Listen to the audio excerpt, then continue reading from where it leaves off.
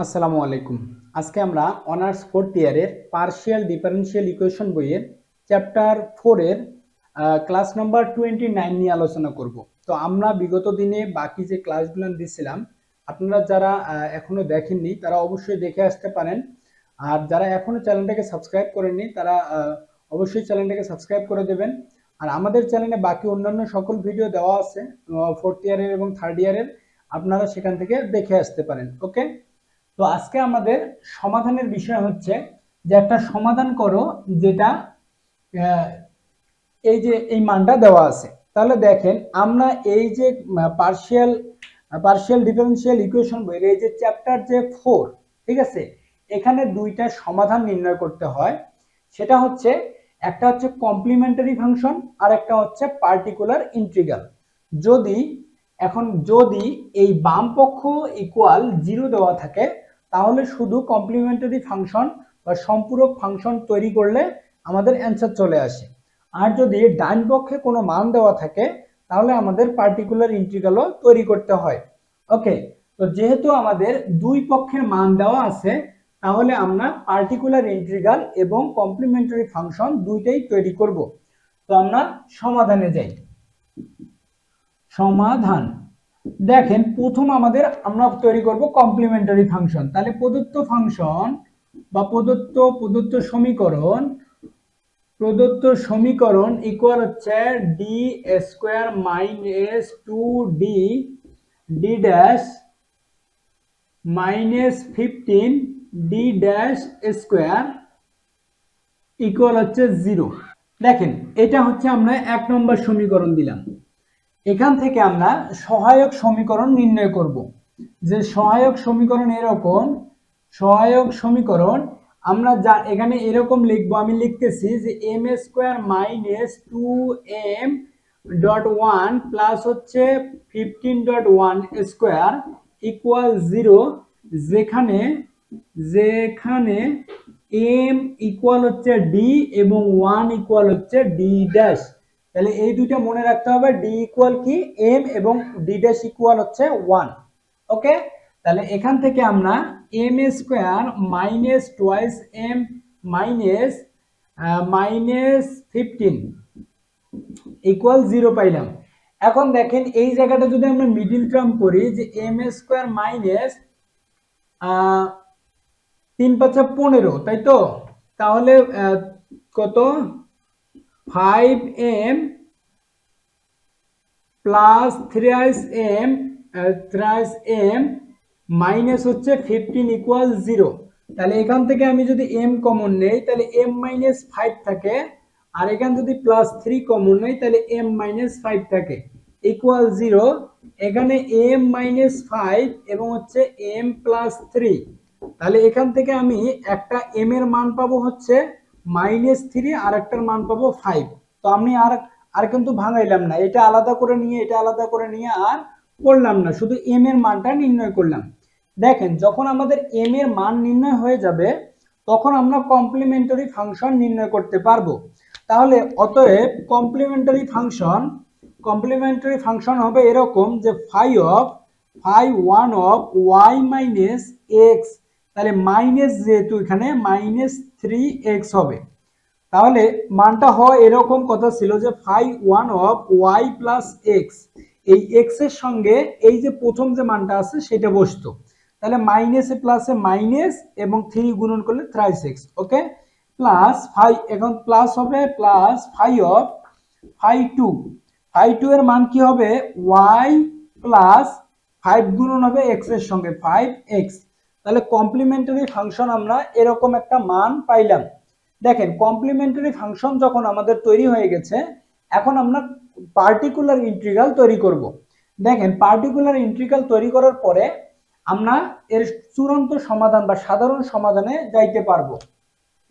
ওকে, তাহলে particular integral equal 1 by এই যে বাম পক্ষের যে মানটুকু আছে এই মানটুকু বসাবো, যে D square minus 2 D D dash minus হচ্ছে 15 D square D dash square, আর এর সঙ্গে গুণন করব হচ্ছে 12xy, অর্থাৎ ডান পক্ষের যে মানটা আছে।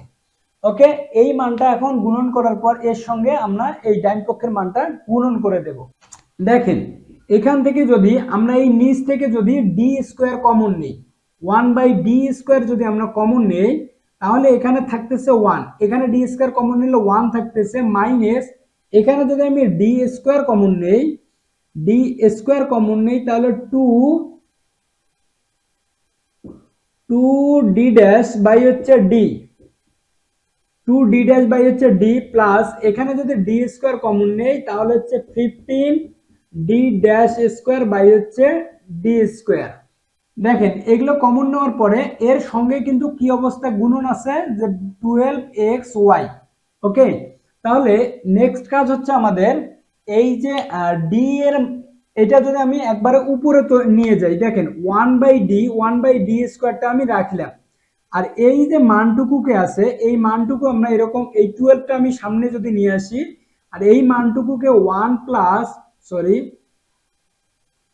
1 এটাও তো মাইনাস, তাহলে 1 মাইনাস 2d ড্যাশ বাই হচ্ছে D minus 15d dash square by হচ্ছে ডি স্কোয়ার, এটাকে 1 ইনভার্স দেওয়া যায়, তার সঙ্গে এক্স ওয়াই কিন্তু গুণন আছে, তার মানে 1 ইনভার্স 1 ইনভার্স মানে হচ্ছে 1/2, তার মানে এটার উপর যদি আমরা 1 ইনভার্স দেই তার মানে এটা আমরা উপরে তুলে লিখতে পারি। ওকে, তাহলে এখন দেখেন এটার কাজ, তাহলে 1 মাইনাস ডি 1 মাইনাস এটা ডি স্কোয়ার, তাহলে এটা যদি সূত্র এরকম পড়ে তাহলে এরকম সূত্র আমরা লিখতে পারবো যে 12 বাই হচ্ছে ডি স্কোয়ার, দেখেন এটা কোন সূত্র পড়ছে যে 1 minus D square minus dot dot equal হচ্ছে 1 মাইনাস ডি ইনভার্স, তাহলে 1 মাইনাস ডি ইনভার্সের সূত্র হচ্ছে 1 plus D plus D square. Okay, তাহলে এইটা সম্পূর্ণটা হচ্ছে ডি, এটা সম্পূর্ণটা হচ্ছে ডি, আর এটা 1 মাইনাস এটা সম্পূর্ণটাই হচ্ছে ডি, তাহলে এখানে হচ্ছে 1 প্লাস ডি, তাহলে 1 কি আছে 1 প্লাস ডি, তার মানে 2d ড্যাশ বাই হচ্ছে D minus 15d dash square by হচ্ছে ডি স্কোয়ার। ওকে, আর প্লাস আমরা পরের পদটা আমরা এমনিতেই নিব না, এই জন্য এটা আমরা লিখলাম না। ওকে, তাহলে দেখেন কারণ অর্থাৎ ডি স্কোয়ার ওই সর্বোচ্চ ঘাত এগুলো বাদ দিতে হবে, ঠিক আছে, তাহলে সর্বোচ্চ ঘাতগুলো বাদ দিতে হবে, বা তাহলে এখন দেখেন তাহলে 12 বাই হচ্ছে ডি স্কোয়ার কিন্তু থাকলো, এখন এই যে 1ও কিন্তু থাকলো 1 প্লাস, এখন দেখেন এই যে 2 আর এই ডি ড্যাশের মান কি আমরা জানি যে ডি ড্যাশের মান হচ্ছে ডেল জেড বাই হচ্ছে ডেল ওয়াই, তাহলে ওয়াই এর সাপেক্ষে আমরা যদি এটাকে করি তাহলে দেখেন তাহলে এটা ওয়াই কে করলে 1 আর এক্স কিন্তু থাকবে, তার মানে টোয়াইস এক্স বাই ডি আসবে এখানে, আর এটা যদি আমরা প্লাস দেই তাহলে ডি ড্যাশ তার মানে ওয়াই এর সাপেক্ষে করলে একবার ওয়াই কে করলে 1 আর 1 কে করলে পরে 0 হয়ে যাবে, তার মানে পরের পদটা আমাদের আর আসলো না।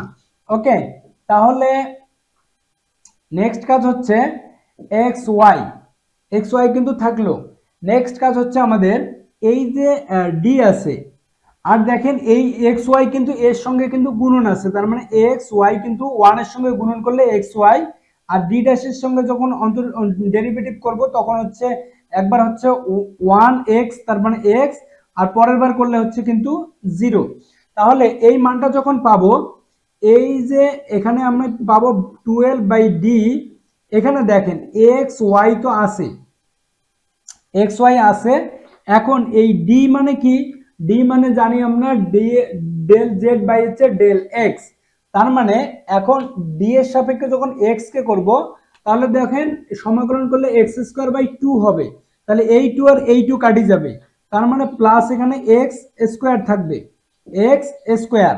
ওকে, এখানে থাকবে এক্স স্কোয়ার। এর পরের কাজ দেখেন আমরা এইদিকে যদি একটু আসি তাহলে দেখেন আমরা আর একটা ডি আছে, আমরা এগুলো কেন করতেছি তার পিছনে কারণ হচ্ছে আমরা এই ডি এবং ডি ড্যাশ গুলান অঙ্ক থেকে একবারে তুলে দেব। ওকে, তাহলে ডি এর সাপেক্ষে, একটা ডি এর সাপেক্ষে যদি আমি বের করি, তাহলে দেখেন যে মনে করেন 12/d আর একটা হচ্ছে ডেল জেড বাই হচ্ছে ডেল এক্স। এক্স এর সাপেক্ষে এখানে করলে x² বাই 2 ইন্টু হচ্ছে ওয়াই, এরকম মান পাবো। x² বাই 2 ইন্টু হচ্ছে 1 প্লাস x³ বাই 3। ওকে, এরপরে যদি আবার আমরা এই ডি এর সাপেক্ষে করি, তাহলে 12 আসবে, তাহলে হচ্ছে x³ তাহলে হাফটাও সামনে আসবে, এবার আসবে x³ বাই 3 ইন্টু হচ্ছে ওয়াই প্লাস এইটাকে যদি করি x⁴/4 ইন্টু হচ্ছে 3 1/3। এখানে দেখেন আমার মান আসবে এরকম যে 12 ইন্টু হচ্ছে, এটা যদি আমরা ব্র্যাকেটে রাখি তাহলে 3 দুগুণে 6, তাহলে x³ বাই হচ্ছে 6 প্লাস হচ্ছে 3 4 12 x⁴/12। ওকে, তাহলে এই যে মানটা আসলো এটা হচ্ছে আমাদের পার্টিকুলার ইন্টিগ্রালের মান। ওকে, এখন দেখেন আমরা সাধারণ সমাধান লিখব। দেখেন এই জায়গাটাও পার্টিকুলার ইন্টিগ্রাল লেখা যাইতে পারে, অথবা এই জায়গাটার একটা লসাগু করে সেটারও মান লিখতে পারে। আমরা এইটার পার্টিকুলার ইন্টিগ্রাল রাখি দেব, এটা হচ্ছে সাধারণ সমাধান। এখন লিখব যে সাধারণ সমাধান এরকম যে z ইকুয়াল কমপ্লিমেন্টারি